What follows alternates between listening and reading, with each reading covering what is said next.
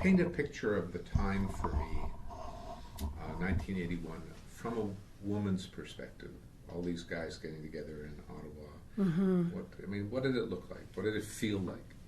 Well, in order to understand why women, thousands and thousands of women across Canada, were so unhappy about the November Accord or the Kitchen Accord, one has to appreciate that there was a mobilization prior to November of 1981 that had really lasted for almost 2 years, because the Canadian Advisory Council under the Status of Women, led at that time by Doris Anderson, had gone across Canada through 1980 and had held public education sessions, free, open to anyone who wanted to come, in church basements, in schools, in City Hall. I went to Toronto City Hall.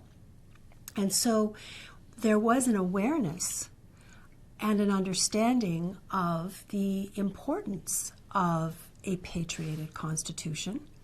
And that awareness for women was that 100% of the cases that women brought under the Canadian Bill of Rights were lost. So when the proposed Charter of Rights and Freedoms was tabled in October of 1980, and the wording was the same as the Canadian Bill of Rights, very clear. We were up against a very serious problem. The chances were that the Bill of Rights, which was a federal statute and could be changed through a fairly straightforward parliamentary procedure, was a very different creature from what we were now facing with a proposed entrenched charter that would become part of our Constitution, that would be virtually impossible to change. So I remember very clearly in October of 1980 going to this session at Toronto City Hall and hearing Mary Eberts and Doris Anderson and others that had come together in order to educate, and realizing as a young lawyer, oh my goodness, this is terrible. This is really, really serious. And I also had an extra level of concern, because not that long before, when I was still in law school, the Murdoch decision out of Alberta was decided under the Canadian Bill of Rights. It was one of the many cases lost by women. But I come from rural Manitoba, and I was a law student in Toronto, and my phone rings, and it's my mother. And she is mad. She is really mad. She is calling me, and she is saying, "What are you going to do about this?" It's like, Mom, that was the Supreme Court of Canada, the Murdoch decision. An Alberta ranch wife, I know she wasn't treated fairly, and it's terrible, but what do you think I could do about it? I'm in law school. And she said, your father would do the same thing to me. If we ever broke up, which we won't, but if we ever did, your father would do the same thing to me, and you have to change that law. And so I graduated from law school. I wasn't working in constitutional law at the time that I went to this information session, but all of a sudden this removed realm of, constitutional law was over there, and only the very senior scholars dealt with it. All of a sudden, that information session brought it all squarely home and made that link for me between my mother's concern and what were the implications for me, for grandchildren, children after that. And so by a series of flukes, really, I ended up before the joint Constitution Senate Committee as kind of a counsel, helper, supporter of the National Action Committee on the Status of Women, which happened to be the presentation where Senator Harry Hayes said after the presentation, which went all across Canada as a national news item, so to the effect of asking us, where in the Charter are we going to take care of children? Because you girls are going to be out working, and who's going to take care of them? And the room was like, You know, and I you can see on the actual footage from that day where all of a sudden you can see us all going, did he say that? You know, with all the heads coming together, and yes, indeed, and he was sitting up there just as proud as could be.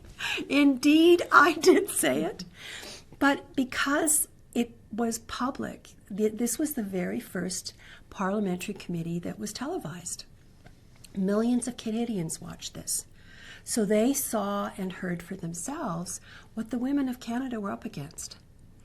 And that was a tremendous turning point for us. So it was this massive mobilization, January, February, March, April. April, we had a package. It went through the House of Commons. It went through the Senate. And on April 23rd, it looked like we had a Constitution Act that had gone through all the proper procedures, and it had an Equal Rights Amendment, which we had mobilized around and had succeeded in getting at exactly the same time as American women lost their attempt for an Equal Rights Amendment to their Constitution. That, of course, helped us understand how critical it was for us to win this, because American women have been trying now for several hundred years to try and amend their Constitution so that there is an Equal Rights Amendment. And when that happened in April 23rd, it passed the Senate, we all looked at each other. We had been staying away from jobs, staying away from family, earning no money, virtually living on Parliament Hill, lobbying, mobilizing across the country. And then it was sort of like, great, okay, we're going home. So we went back and tried to kind of rebuild our lives. And really, frankly, expected to, some of us could maybe show up for the signing when the Queen came, but there was really a sense that we'd really done something, it was finished, it was over. Well, of course, the reference by the premiers went to the Supreme Court of Canada in the summer of 1981, and the Prime Minister made the decision to call the premiers together for one last try, November 3rd to the 5th, and somewhere around November the 4th, I got a call and I don't remember from whom, saying, we think we're in trouble again. And I said, that's not possible. It went through the House of Commons. It went through the Senate. What do you mean? I mean, it's going to be our Constitution.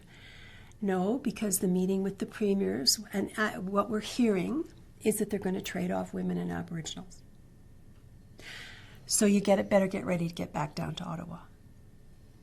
And then the next, my notebook on this shows that by November the 6th, so the announcement the 5th, by November the 6th, we were already on the phone having meetings. I was in Ottawa. There were meetings happening in various cities across the country. Women were starting to come together to say, do we have a problem? What exactly is it? So on November 6th, Pauline Jewett, NDP Member of Parliament, who'd been very supportive and very helpful, stood up and asked the Prime Minister, there's an accord, there's an agreement that's been reached. What are the details? And in particular, Mr. Prime Minister, what happened to the Equal Rights Amendment? What happened to Section 28? And it's a paramountcy clause. What is its fate? And he answered, the clause will continue. So that was a somewhat equivocal answer. And he made a point for the rest of his response to point out that he himself was not involved in drafting the agreement, and that there had been drafters working the previous day, all through the night, and he certainly intimated that he actually wasn't sure exactly what was going to happen to certain parts of the Constitution that had passed in April. So we didn't really have an answer. But the equivocation in his answer made us very nervous. And we were correct to be so, because the next round of questioning, and it really happened between Flora MacDonald of the Conservatives and Pauline Jewett of the NDP, were the two that asked the most questions on this. Now, yesterday in the presentations at the conference, Judy Arola was able to speak publicly for the very first time about what happened inside the cabinet. Because, of course, the rule is that 30 years of secrecy, well, it's 30 years. So literally yesterday was the first time she was able to speak, and what she described was a battle inside cabinet over exactly the question that Pauline Jewett had asked in the House of Commons on November 6th. And as she described it, as Judy Arola described it, basically the Prime Minister challenged her to succeed in her statement that she would work with the women of Canada in order to have the 33 override taken off the Section 28 sex equality guarantee. Now, there was a legal absurdity in some of this because Section 28 is a notwithstanding clause. It begins with the word notwithstanding. And then it goes on to say, notwithstanding anything in this charter. Really simple language. I happen to be in the drafting process. I know how hard we fought to make sure that the very first word of the sex equality guarantee was notwithstanding. So here we had a situation there where there was a new notwithstanding clause, override clause, being brought in to be spread over an existing override clause, except the existing override clause was about sex equality. And the Section 33, the new override clause, was about being able to opt out of respecting rights and freedoms in this country. So really what Section 33 did, and still does, is provide governments with the option of stepping away and not respecting rights. Now, they have to do it through a proper parliamentary procedure, but they can do it. So those rights, Sections 2 to 15, they were including freedom of expression, freedom of religious expression. We're looking at all the equality rights, so protection of discrimination on the basis of race, sex, origin, etc. All of those are subject to governments deciding that they're not going to respect them because they have this opting out provision of Section 33.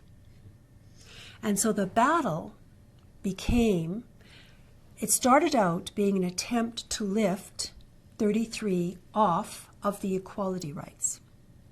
Because the reasoning, the thinking at the time was that equality needed to be the bedrock of the Constitution of Canada. It needed to shape Canada and be clearly there as a core value for the country. And if we weren't able to undo the entire deal, which we were told categorically that that was not going to happen, at least we could try to create this strengthened core value of equality. Then that became clear that that was also not going to happen. The 2 to 15 were clustered together in this part, sections 2 to 15 were clustered together in this part of the charter, and the discussions very clearly were about putting the Section 33 override around them to make them optional. Probably because the sex equality guarantee was further down in the list of the charter, Section 28, it's pretty clear from notes that have now been released that they actually didn't talk about it. I mean, really, they didn't talk about it. They didn't think it was that important, and they were just focused on what they could see clustered together. And when the question got asked of the Prime Minister on November 6th, he didn't know the answer. He equivocated because he didn't know the answer. Judy Arola made that clear in her presentation when she could speak for the first time after 30 years. So the battle became shaped as get 33 off 28. And that's where we focused. And for 27 days, that's all we did. And there were no fax machines. There was no internet. There was those opportunities to have mass communication just weren't there. You did it by telephone, or you did it by telegram, or you somehow managed to get yourself to the place where something was happening. That was it. And in that time frame, you really could hardly rely on the mail either. So the importance of the telephone was huge. And Erla said, and she told the Prime Minister she was going to do it. She said, I'm going to open my office and all of our phone lines to the women lobbyists, the ad hoc lobbyists. Now, one thing that's important to bear in mind is that just months before, the January, February, March, April, that lobby, we were not welcome in most Liberal offices. We worked very closely with the opposition, with both the NDP and the Conservatives. I mean, really, in terms of opening up the constitutional process to the people of Canada, we have to thank Joe Clark as leader of the Conservatives for really leading on that and making tremendous pressure on the government to open up the process. We have to thank Ed Broadbent, who was then the leader of the NDP, for backing and making it very clear that this was a process that did need to be opened up, which allowed us to get to Ottawa and to speak to the Joint Senate and House of Commons Committee. And there were tremendous changes. I mean, we heard from Mary Dawson very clearly yesterday as one of the principal drafters that what she started with and what we ended up with was changed substantially, dramatically as a result of this public process. Citizen engagement in the building of the Constitution. And as a result of that, there was very definitely a sense of ownership across the country on the part of thousands and thousands of women who had participated in one way or another in some aspect of contributing to these changes to the actual text of our Constitution. And as a result of that, when we had to remobilize, it really didn't take very long on the phone because everyone got it. And because it was so dramatically simple, they've placed an override to take away rights onto the sex equality guarantee. So as a result of that, we had demonstrations across this country. Aboriginal peoples were organizing, women were organizing. In some cases, particularly with Premier Blakeney of Saskatchewan, there was a pitting, really, of Aboriginal rights against women's rights. Alan Blakeney has recently passed, as you know, but when I was at the University of Saskatchewan College of Law, he came and gave some guest lectures in some of my human rights classes. And we had some wonderful arguments. I mean, very mutually respectful. We differed substantially, but we both lived through that time.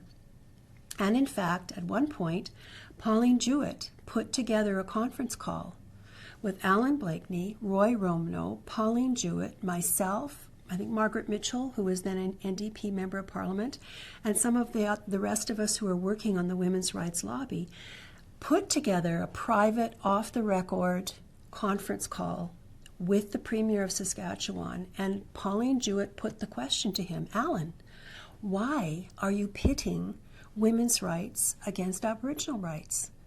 Women are not in any way opposed to what the Aboriginal leaders want. And as far as we know, the Aboriginal leaders are not opposed to what the women's rights activists want.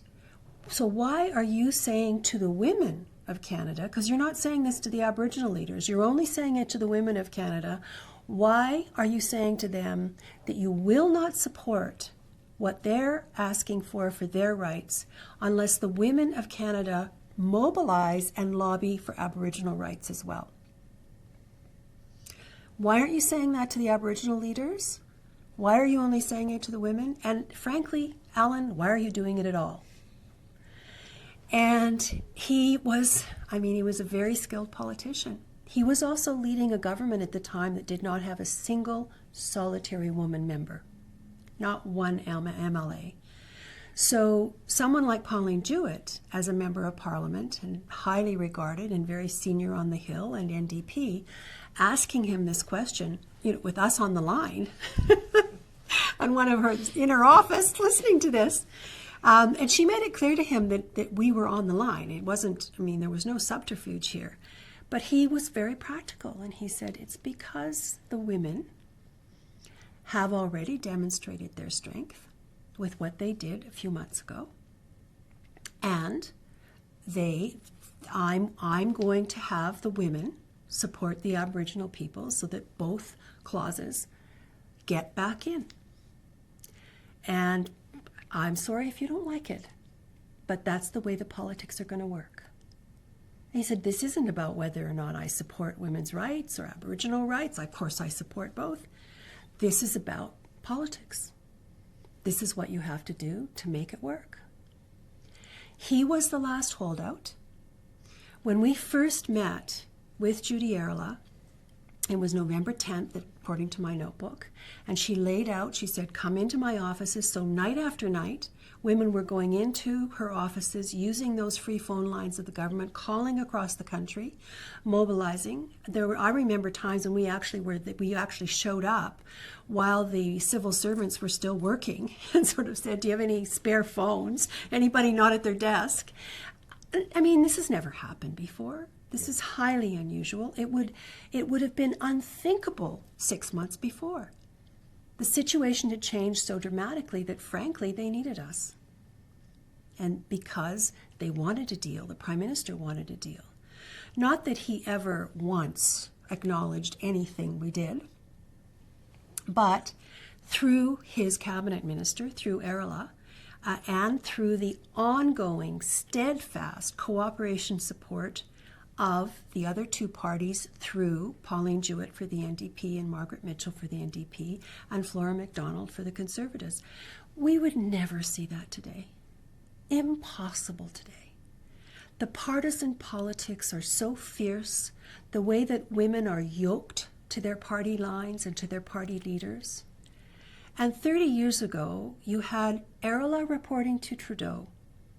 You had Flora MacDonald reporting to Joe Clark. You had Margaret Mitchell and Pauline Jewett reporting to Ed Broadbent. And all three of those male leaders gave them the latitude and the respect to have them work on women's rights across party lines. Actually, it's great you've come to the partisan politics today and that spirit of nonpartisanship then, because I wanted to ask about that. Mm-hmm. So you were about to say. Mm-hmm. It would really have been impossible for the sex equality guarantee to have been saved from the Section 33 override if those women in all three of the parties on the Hill at the time had not been prepared to work together. Not only to work with us, but to work together. Because what was clear to us as the outsiders, as the activists, even though we were coming in the evenings to use the phones in a cabinet minister's office, and we knew how unusual that was. We knew this was something that we would never have dreamt to be possible just months before. But we also knew that Judy Erla was talking to Flora MacDonald and to Margaret Mitchell and to Pauline Jewett, all women members of Parliament, putting aside their partisan politics and asking themselves what needs to be done to get this protected so that there's a sex equality guarantee that has some chance of being real for the generations of women and girls in this country. And the fact that we knew that we didn't have to be running to each of them individually. We didn't have to pretend we weren't talking to them in case they wouldn't talk to us. What happens now on Parliament Hill? Because I still spend time on Parliament Hill 30 years later. I'm still involved in various times when we go and try to talk to the parliamentarians about issues around human rights. And the partisan politics are fierce. And they have nothing to do with the issue. They have nothing to do with whether or not there's a serious human rights concern.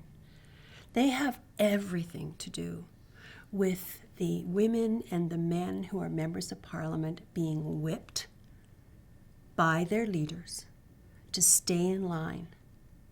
And the attempts that I've seen on the part of a number of women members of parliament at different times to try and have a full gathering of women parliamentarians on a rights issue. It's not that they don't still try from time to time, but it's not successful now. And it was largely due, I think, to the newness. I think also what happened at the Joint Committee, the House of Commons Senate Joint Committee, and the obvious discriminatory attitude that was so comfortably portrayed to the entire country meant that we didn't have to do a lot of explaining. And it also meant that the women parliamentarians didn't have to do a lot of explaining.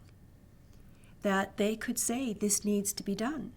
And you can see from the press clippings of the time, Clark spoke out on women's rights and Aboriginal rights, Broadbent also. The very clear support from the leaders of the opposition and the latitude for the senior women parliamentarians to lead the way.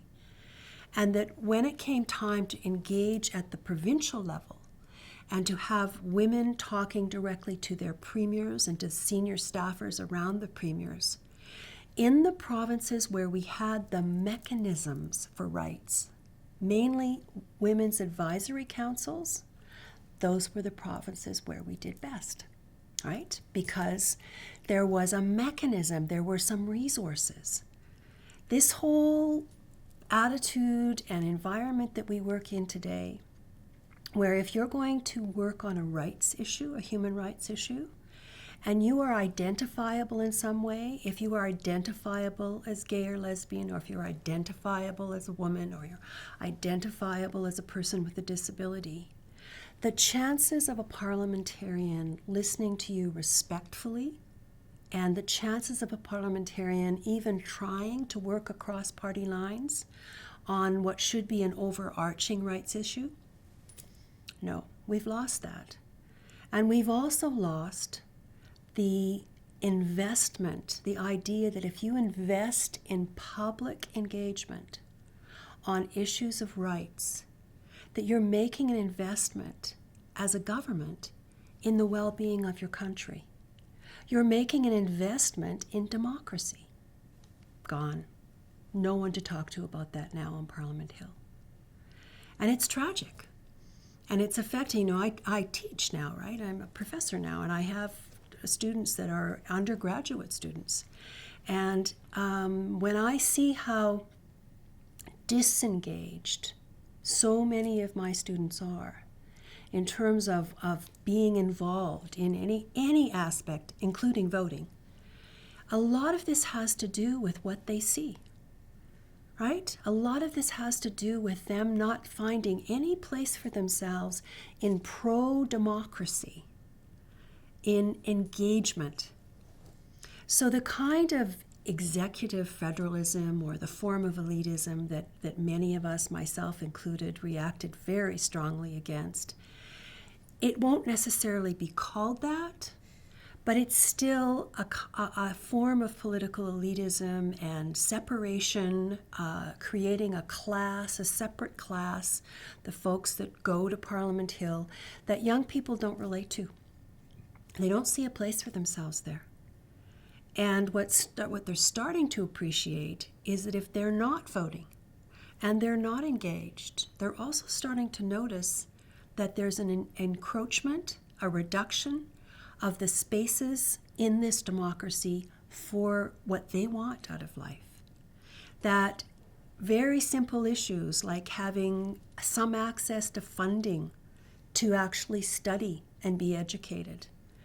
Other aspects, we have, where I am at the University of Winnipeg, we have a significant number of newcomer students, students of Aboriginal origin, and of those, a significant number are single moms.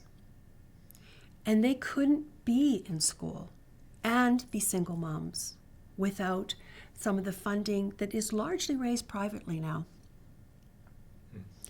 And that, I'm not against fundraising in the private sector at all. I do a fair bit of it myself. But this is really a different question. This is the question of where do we put public monies? And there was the capacity to mobilize 30 years ago, partly because governments, not just the federal government, governments, including many of the premiers who initially opposed a charter, who were persuaded to change their mind about putting the override on the sex equality guarantee. It started here in Alberta. It started with Premier Lougheed. And when women went to Premier Lougheed, what they said to him was, the person's case comes from Alberta. 5 women fought for 10 years, from 1919 to 1929, to get a House of Lords decision that overruled the Supreme Court of Canada that said women are persons in a constitutional definition, and women can hold high office. And it started here, Premier Lougheed. Can we have your support? Will you take a stand that you didn't really mean to agree to Section 33 overriding the sex equality guarantee? And he said yes. In the events downstairs that we've been missing, on these issues we've been talking about the last 3 or 4 minutes, like nonpartisanship, a true sense of democracy and kind of public involvement. Can you feel it in the room down there, the loss you're speaking of? I mean, yes. And the need to try to re-find it somehow? Oh, tremendous sense of loss. And interestingly enough, it's not just my generation that's feeling the loss. In the 2 days that I've been here, that by far the greatest number of people that have come to speak to me are young men and women. Not just young women, young men and women. And they've been seeking me out on a personal basis to say 2 things mainly. One, they have thanked me for telling what was for me a very, very difficult truth. And that was that the first night I arrived, I had my speech prepared, but there was a joke made directly to my face by 2 very senior leaders in Canada, where they joked about talking to each other while I was speaking, because they already knew what I was going to say in a very dismissive way. Then with this sort of the chuckle, the knowing chuckle. I was stunned, and I actually didn't sleep till about 4:30 in the morning, and I got up and I rewrote my speech. And I tied in the joke that Senator Harry Hayes made 30 years ago with these 2 very distinguished gentlemen making a similar choice. And the sense that, yes, we've had some very significant gains.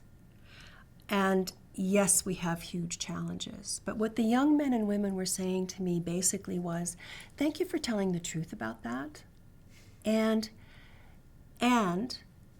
we understand that there's a lot we have to learn about the fundamentals of activism, because a lot of what you fought for, we haven't had to fight for. But we're getting the feeling that the time's coming again, because we're starting to understand that a lot of what we've taken for granted, we're losing. Little bits and pieces, around the edges. And you have to stand back and take a larger, longer view and realize, oh my goodness, look at what's happened to access to resources for organizations that have disappeared now, because that sense of investing in our democracy by investing in our citizens is gone. A good place to end. Thank you. Thank you. Tremendous. Oh. Tremendous song.